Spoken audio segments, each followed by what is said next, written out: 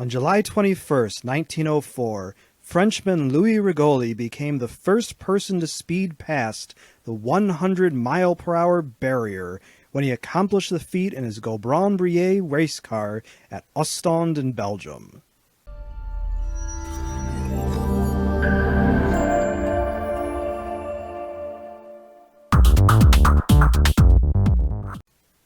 Although the car would seem clunky and slow by our standards, the 13.5-liter beast of an engine, overboard to 15 liters, had 2 pistons per cylinder, each opposing each other from opposite directions.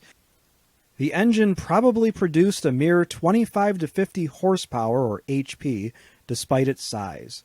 I could not find the exact horsepower rating, but earlier engines had less than 25 to 50 HP, and later Gobron-Brillie engines had as much as 70 HP in 1906.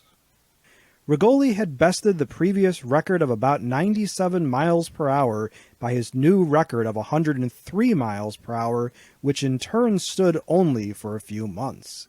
It took another 21 years for a car to break the 150 mile per hour barrier, this time by an Englishman, Sir Malcolm Campbell, when he just managed 150.3 miles per hour at the Pendine Sands in Wales while driving a Sunbeam V12 powered by a huge 18.3-liter V12 engine making 350 horsepower. Campbell was an accomplished race car driver and had set the world land speed record 9 times in his life, the final record run being made at the Bonneville Salt Flats in the U.S., becoming the first person to drive a car over 300 miles per hour in 1935. For good measure, Campbell also set the speed record on water 4 times, his fastest being 141.7 miles per hour in 1939. Campbell's son Donald was also an acclaimed speedster who broke the land and water speed records a total of 8 times. In 1964, Donald became the only person in history to set the land and water speed record in the same year.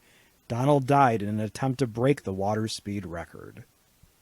The current land speed record is a supersonic 763 miles per hour set in 1997 by Andy Green, driving a jet-powered Thrust SSC.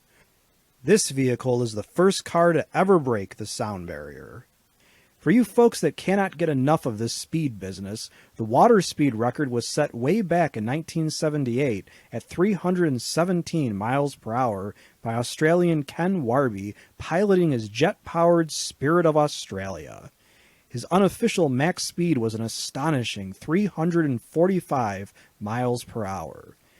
The danger in just how hard these records are to break is hard to fathom by those that have not engaged in the activity.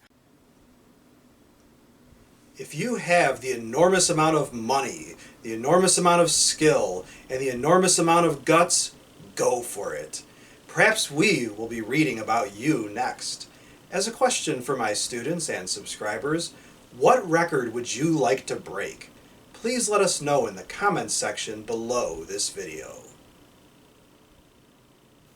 Here is a possible answer to this question by a former student of mine named Brian, who currently has a YouTube channel called Your Paranormal. Hey everyone, it's Brian. If I was going to break a record like that, it would have to be something on the water. I mean, when you're comparing 100, 150 miles per hour to like 350 or even 400 miles per hour, that'd be crazy on the water, so that's what I would like to do. If you like this video and would like to receive notification of new videos, please feel welcome to subscribe to History and Headlines and become one of our patrons. Your viewership is much appreciated.